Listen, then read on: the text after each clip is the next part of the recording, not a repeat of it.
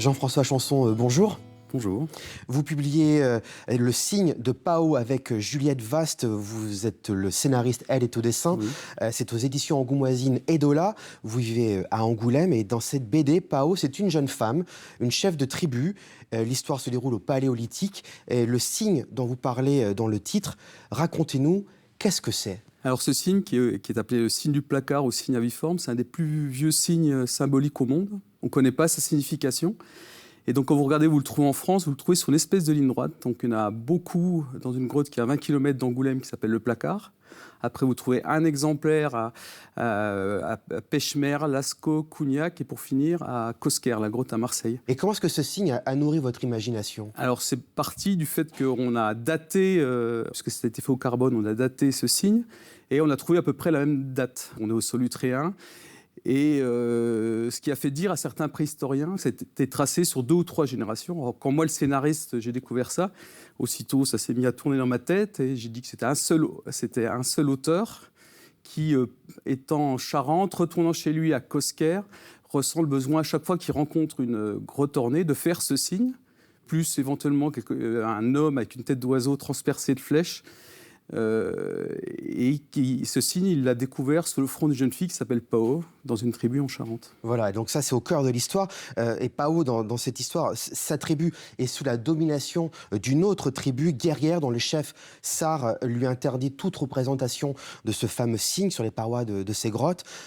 L'arrivée d'un voyageur, Wu, va bouleverser la vie de la tribu. Racontez-nous comment cet étranger va parvenir à tout changer. Alors, cet étranger, déjà, je me suis permis de le faire exister. À l'époque, les tribus étaient nomades. Mais on sait que, par exemple, on trouve dans les sites solutréens de Charente, on trouve des coquillages qui viennent de la Méditerranée et inversement. Donc ça veut dire qu'il y avait beaucoup de... Ils étaient peu à l'époque, il y a à peu près, en tout cas à cet endroit-là, il y a à peu près 30 000 humains.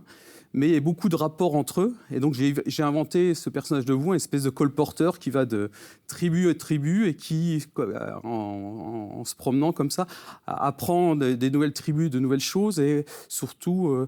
permet aux nouvelles connaissances de se répandre partout à travers l'humanité. Et parmi ces nouvelles connaissances, il y a la découverte du propulseur à lance, oui. d'une aiguille à chat, de l'hameçon. Oui. C'est révolutionnaire pour l'époque. Eh ben, faut se dire qu'on est en pleine glaciation, donc il fait très froid. Par exemple, le fait d'avoir découvert l'aiguille à chat fait qu'ils ont pu faire des vêtements un peu plus chauds. Donc je pense que l'espérance de vie a progressé. Donc il y a l'arrivée de nouvelles techniques qui vont, je pense, faire que l'humanité va commencer à augmenter en nombre de têtes. Et donc, dans votre histoire, ces connaissances ont un effet libérateur sur cette tribu de Pao. Ça change tout pour elle. Comment est-ce que la tribu va utiliser ces nouvelles connaissances ? Alors, ils sont sous le joug d'une autre tribu, et donc, aussitôt que Pao découvre le propulseur, donc un système qui permet de lancer plus loin, elle voit éventuellement l'utilisation qu'elle peut en faire pour se libérer de la tribu. Voilà, c'est ça, ouais. Alors, vous avez cherché à être le plus près possible de la réalité scientifique. Comment avez-vous travaillé ? Alors, on a travaillé avec beaucoup de préhistoriens, Jean-François Tournepiche, Valérie Ferruglio, etc., pour être au plus près. Alors, je pense qu'on est au point d'un point de vue scientifique. Il y a malgré tout des choses que ne sait pas encore la science. Et nous, il a fallu qu'on s'avance. Donc, on a fait un gros travail d'aller voir un peu ce qui se passe chez les Samis en Scandinavie, en Sibérie, enfin, toutes les peuplades qui continuent à vivre sous des latitudes très, très froides. Et il a fallu faire des choix, par exemple, comment ils conservaient la viande.